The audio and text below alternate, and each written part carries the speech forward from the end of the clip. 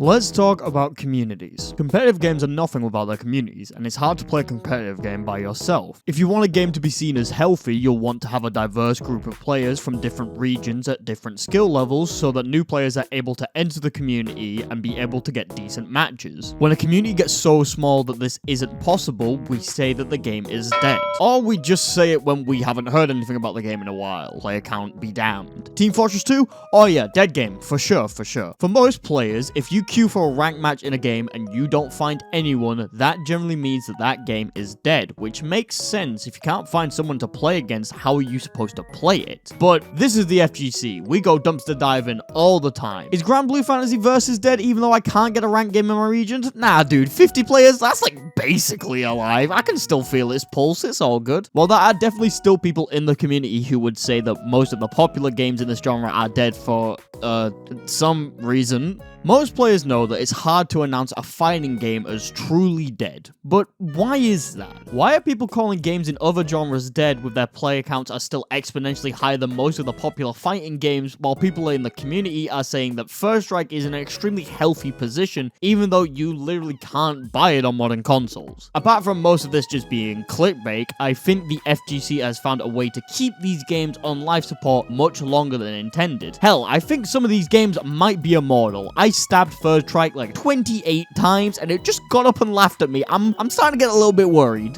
So, what are the reasons that these games could be considered dead then? Well, let's go back to our first definition. There's no one to play with. Fighting games have always been a social activity. However, their greatest strength is the fact that it only requires a minimum of 2 people to play the game against each other. This means as long as there's 2 people who are down to play, you have a match. But this brings up 2 problems. 1, how do I find this other person? And 2, what if they live at the other end of the world? Finding other people to play is normally not a thing that you think about in any other game. You just click the button and the game does the rest of the work. However, when your community is smaller and spread out, sometimes the ranked areas will be abandoned and you have to do something unthinkable. You have to search for the matches yourself. This could pre through the game itself with things like player matches, but for some games, you need to go somewhere darker. A public Discord server.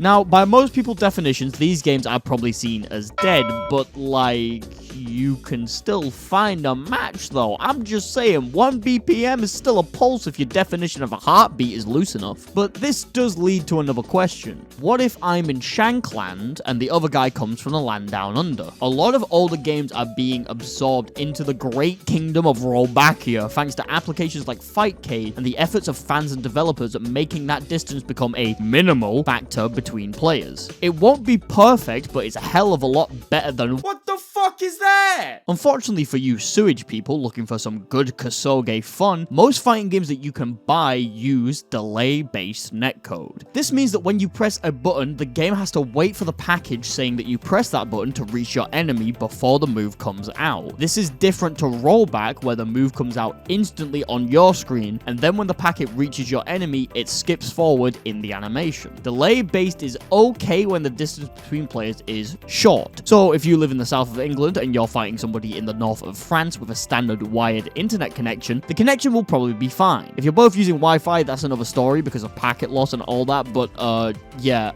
this is your PSA to get a fucking Ethernet cable. However, if you were to go somewhere in central USA, suddenly the frame delay will have to be increased by a lot, to the point where reacting to your opponent's options can become nearly impossible. There are ways to get around this bad delay with applications such as Parsec, meaning you can both connect to the same server, which hopefully reduces the delay, plus its netcode is just really good, but that then again moves away from the game further and makes the game edge closer to its deathbed. So, how do we avoid that?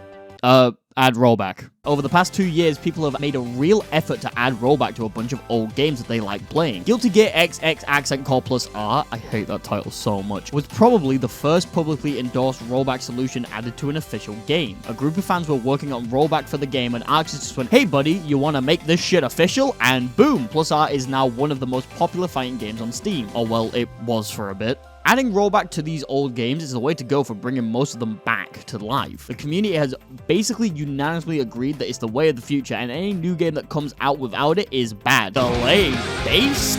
More like delayed whack, Netcode. There is another problem though. It's all good games having rollback and discords where the gremlins lurk looking for games, but what if you just can't get the game? If you go on Steam right now and try to find Street Fighter 3 First Strike or Marvel vs. Capcom 2, you won't be able to buy these games because there's no current releases of these games. So how is this game alive? You literally said First Strike was in an extremely healthy position, but I can't get a copy of it, so how can that be a thing? Yeah, here's the thing.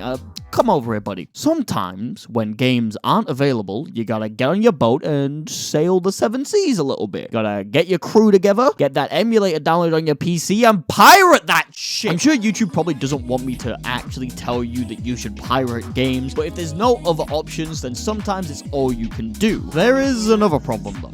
Depending on what the game came out on, you might not be able to emulate it easily. For example, most old arcade games are pretty easy to emulate on modern hardware thanks to amazing emulators. But if the game came out on, I don't know, the PlayStation 3 or Xbox 360 and wasn't very big in Europe, meaning that finding a second-hand copy of the game is nigh impossible, but the hardware was much more complicated and powerful, meaning that emulators have a really hard time recreating it, suddenly your laptop with a 12-year-old processor is going to have a really hard time. But what do? Like, your options become buy an old console with all the relevant controllers and a copy of a game that's hard to find, or on a storefront that could go down any day now, and suddenly burning your PC just to play Persona 4 Arena Ultimax doesn't sound like a bad idea, but then how do you play it with other people? Your only option becomes something like Parsec because PlayStation 3 and Xbox 360 emulators don't have rollback functionality in them yet, so maybe sometimes games just do die.